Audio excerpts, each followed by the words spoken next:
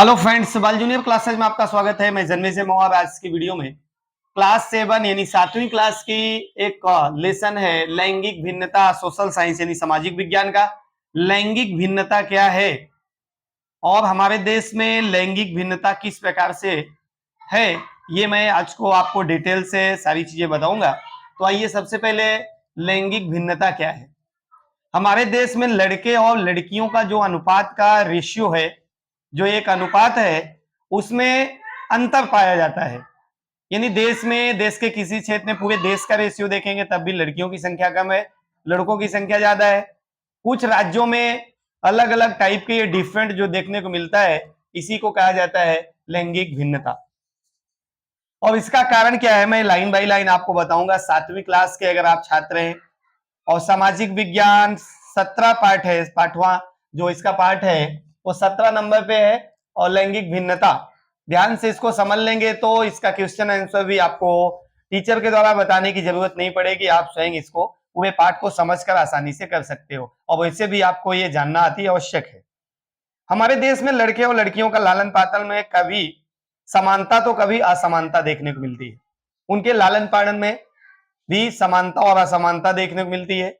पिछले 2 दशकों से इस संदर्भ में जागृति आई है। पिछले अगर 10 सालों से देखा जाए, 2 दशक यानी 20 साल से, तो इसमें काफी चेंजिंग आया है, काफी लोग जागरूक हुए हैं। अब जो सम्मान, जो प्यार लड़कों को मिलता है, वही प्यार और सम्मान लड़कियों को भी मिलना शुरू हो गया है। सरकार भी विभिन्न योजनाओं के माध्यम से लड़के और लड़कियों के कोई भेदभाव ना हो, ऐसा प्रयत्न कर रही है। विभिन्न प्रकार की योजनाएं लागू कर रही है सरकार, जिससे कि लोगों के मन में लड़के और लड़की के प्रति जो भेदभाव है, भेदभाव की जो विचार है, ये उनके मन में ना आए। हमारा देश अनेक विभिन्नताओं वाला देश है। आधुनिक समय में लड़के और लड़कियों की शिक्षा के समान अधिकार दिया जाता है। रूढ़िवादी परंपरा अनुसार आज भी कुछ क्षेत्रों में कन्याओं को शिक्षा का अधिकार प्राप्त करने की कई असुविधाएं होती हैं। अगर रूढ़िवादी परंपरा देखें तो हमारे देश में लड़कियों को पढ़ाना एक समय था जब पाप समझा जाता था। तो आज 21वीं सदी चल रहा है, वो 18वीं सदी की बात थी। तो काफी चेंजिंग हुआ है। बहुत जोरों से सरकार भी अच्छी अच्छी योजनाएं ला रही है, इनके पढ़ाई में छूट दे रही है, इनके डिग्री मतलब प्राप्त करने में भी काफी छूट मिल जाती है। किसी भी डिग्री को प्राप्त करने में लड़कों के अपेक्षा लड़कियों को छूट मिलती है। तो उस क्षेत्र में अगर देखा जाए तो लड़कियां काफी आगे तक निकल चुकी हैं और लगातार प्रयास कर रही हैं। समाज की कई कुरीतियां प्रचलित थी। आज भी कई स्थानों पर पाए जाने वाला बाल विवाह का एक कारण भेदभाव है। बाल विवाह, छोटे उम्र में भी शादी विवाह कर दिया जाता था। आप पढ़े होंगे बाल विवाह। ये भी समाज की एक कुरीति थी, व्यक्ति के विकास का बाधा था। यह लड़के और लड़कियों को जो विकास का अवसर मिलना चाहिए, आगे बढ़ने का अवसर, मानसिक डेवलपमेंट जो होना चाहिए, वो चीजें कहीं ना कहीं रुक जाती थी। और बाल विवाह के कारण अधिकांश महिलाएं आगे शिक्षा प्राप्त नहीं कर सकती थी। शिक्षा के लिए भी रुकावट था, मैंने आपको बताया। उनके शैक्षणिक कार्यों में रुकावट पैदा करता था बाल विवाह, जिसके कारण उनका विकास रुक जाता था, जिसका प्रभाव स्त्रियों के स्वास्थ्य पर भी होता था। यदि लैंगिक भेदभाव दूर हो तो ऐसी अनेक समस्याओं का समाधान हो सकता है। जो लैंगिक भेदभाव है, अगर इसको लगातार दूर किया जाए, हालांकि आज बताया कि 2 दशकों में सरकार लगातार कई ऐसी योजनाएं ला रही है जिसके माध्यम से लड़कियां भी हर क्षेत्र में आगे निकल रही हैं। हमारे आसपास स्त्री पुरुष के बीच भिन्नता स्वीकार की गई है। स्त्री पुरुषों में समान काम के लिए पुरुषों को अधिक वेतन और ऐसे भेदभाव अपराध माना जाता है। कहीं कहीं आप देखेंगे इंडस्ट्री में, मिल फैक्ट्रियों में भी स्त्रियां काम करती हैं, वहीं पुरुष काम करता है। मेहनत उतना ही करते हैं, उनका वेतन अलग है, इनका वेतन अलग है, इसलिए क्योंकि ये स्त्री है। तो ये भी एक प्रकार का भेदभाव है। आज उसमें भी काफी सुधार आया है। तो लड़कियां भी जागरूक हुई हैं, पढ़ लिख कर अब वो भी अपने हक और अधिकार के बारे में बात कर लेती हैं। तो ये चीजें कहीं ना कहीं अब परिवर्तन हो रहा है और कहीं ना कहीं विकास की गति जो बालिका शिक्षा की है वो बढ़ी है। आधुनिक समय में महिलाएं सभी क्षेत्रों से जुड़े, चिकित्सा, इंजीनियरिंग, वकालत, विमान चालक, प्रत्येक बात में महिलाएं समान रूप से कार्य करती हैं। चाहे चिकित्सा के क्षेत्र में देखें, चाहे स्वास्थ्य के क्षेत्र में, इंजीनियरिंग के क्षेत्र में, वकालत के क्षेत्र में, चालक के विभाग में, यहां तक कि चांद पे पहुंचने की भी बात अगर किया जाए तो हमारे देश की महिलाएं भी चांद पे पहुंच चुकी हैं। और लगातार इस मुहिम को, इस मिशन को लगातार महिला शिक्षा के द्वारा इसको जागरूक करने का काम बढ़ रहा है। लैंगिक भिन्नता पर विशेष अवसर अधिकांश ग्राम क्षेत्रों में पाया जाता है। ये लैंगिक विभिन्नता जो है, भिन्नता, ये ज्यादा से ज्यादा ग्रामीण क्षेत्रों में पाया जाता है। अभी भी लड़कियों को उच्च शिक्षण के लिए अभिभावक हिचकिचाते हैं। लड़कियों को उच्च शिक्षण दिलाने के नाम पे उनमें हिचकिचाहट होती है। तो ये चीजें भी नहीं होनी चाहिए। धीरे धीरे जागृति आ रही है और धीरे धीरे लोग जागृत हो रहे हैं। समाज में अब समान अवसर मिलने के कारण दोनों वर्ग, मतलब लैंगिक भिन्नता जो समाज की थी वो कहीं ना कहीं से अब मिटती हुई देख रही है।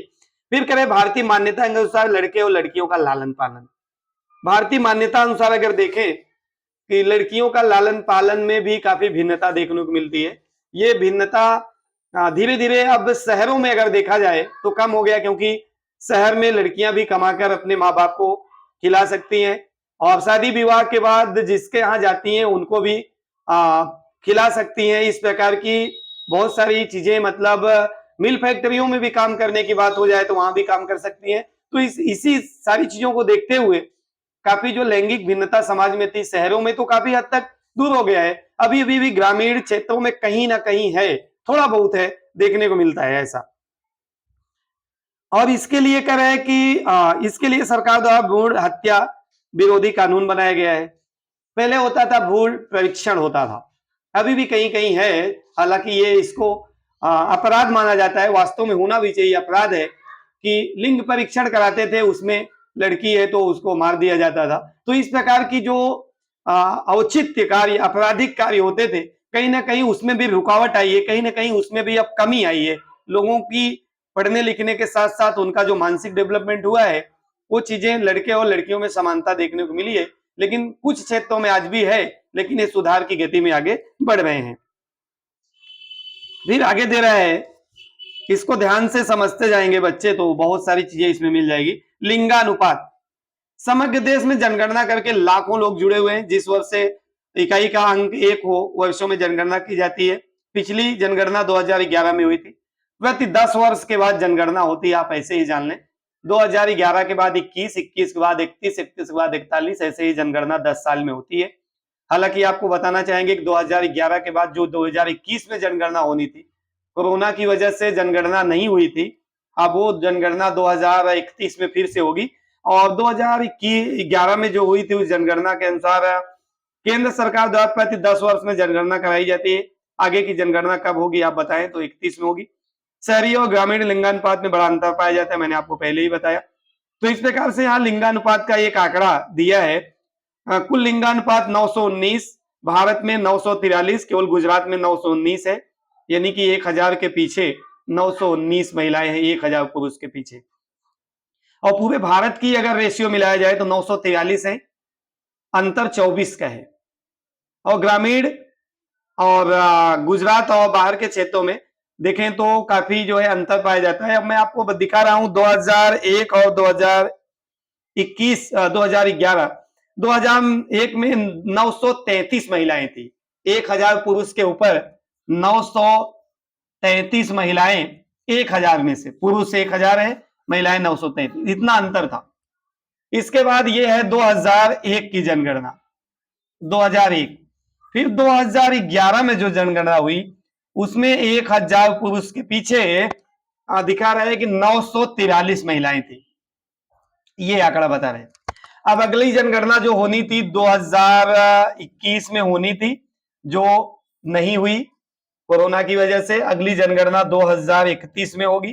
तो फिर से ये रेशियो कहीं ना कहीं अब जो ये बढ़ रहा है, यानी कि 33 से 43 हुआ, अब वो बढ़ जाएगा।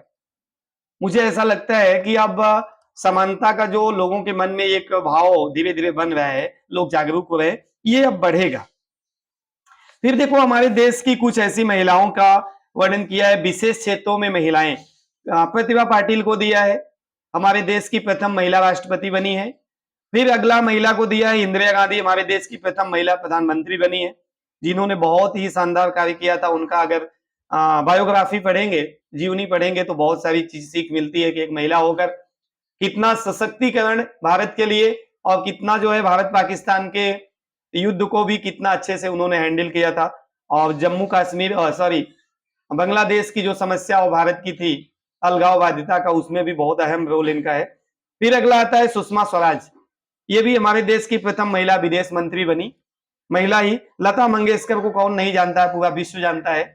और इन्होंने अब तक 40,000 से अधिक गीत गाए हैं विभिन्न भाषाओं में। अलग अलग भाषाओं में मिला के देखा जाए तो 40,000 से ज्यादा गीत लता मंगेशकर की गाई हैं। ये भी एक हमारी देश की एक महिला है और इन्होंने कितना उच्च काम किया है। और आज भी इनके नाम से महिलाओं को गर्व होता है कि जैसे ये काफी क्षेत्र में आगे बढ़ी हैं, महिलाएं भी ऐसा आगे बढ़ने का एक प्रेरणा प्राप्त करती हैं। फिर है कल्पना चावला, भारत मूल की निवासी हैं और अंतरिक्ष यात्री के रूप में यात्रा करके लौटते समय दुर्घटना हुई थी और इनकी मृत्यु हो गई थी। विमान कुछ ही समय में नीचे पहुंचने वाला था, तभी दुर्घटना हुई थी, ये भी आप जानते होंगे। और सरिता गायकवाड़ हैं ये कुंभ खेल महाकुंभ की शुरुआत की थी। इन्होंने एशियाई खेलों में भारत को स्वर्ण पदक दिलाया है और ये गुजरात की रहने वाली हैं। तो ये इस प्रकार से महिलाओं का जो योगदान है विभिन्न क्षेत्रों में, कि किसी एक क्षेत्र में नहीं कर सकते, हर क्षेत्रों में जो अब शिक्षा और जागरूकता आई है, ये जो पाठ है लैंगिक भिन्नता, इसमें काफी परिवर्तन देखने को मिला है। महिला आंदोलन के अध्ययन, हमारा देश आजाद हुआ, इससे पहले देश में राज करने वाले अंग्रेजों के सामने अनेक आंदोलन हुए थे। गांधी जी बापू के नेतृत्व में विभिन्न आंदोलन हुए। गुजरात सहित देश भर में कस्तूरबा के साथ अनेक महिलाओं ने आंदोलन के साथ जुड़ी। तो जो हमारे देश में आंदोलन हुए, अंग्रेजों को भगाने के लिए हुआ हो, चाहे महिला सशक्तिकरण के लिए हुआ हो, चाहे शिक्षा के लिए जागरूकता हुआ हो, चाहे अभी आप सावित्रीबाई फूले का ही नाम ले लीजिए, शिक्षा की राष्ट्रमाता उनको कहा जाता है, राष्ट्रमाता सावित्रीबाई फूले, जिन्होंने महिलाओं की शिक्षा के लिए जितना कार्य किया शायद ही कोई किया होगा। तो ऐसे हर क्षेत्रों में महिलाओं ने कुछ ना कुछ जुड़ करके बहुत ऊंचाई तक पूरे देश की गरिमा को और अपने भी काम को किया है और इससे हमारा भी सर ऊंचा होता है, देश का सर ऊंचा होता है, विदेशों में भी नाम होता है। तो इस प्रकार से लैंगिक भिन्नता ये जो पाठ थे, इसमें जो इंपॉर्टेंट फैक्ट्स थे मैंने आपको बता दिया है। अब आप जितना इसमें बताया है इसी से पीछे क्वेश्चन आंसर दिया है, आसानी से इसको कर सकते हैं पढ़ करके। आज के लिए इतना ही, नेक्स्ट वीडियो में नेक्स्ट टॉपिक के साथ आपसे मिलेंगे, तब तक के लिए आपको बहुत बहुत धन्यवाद। Thank you.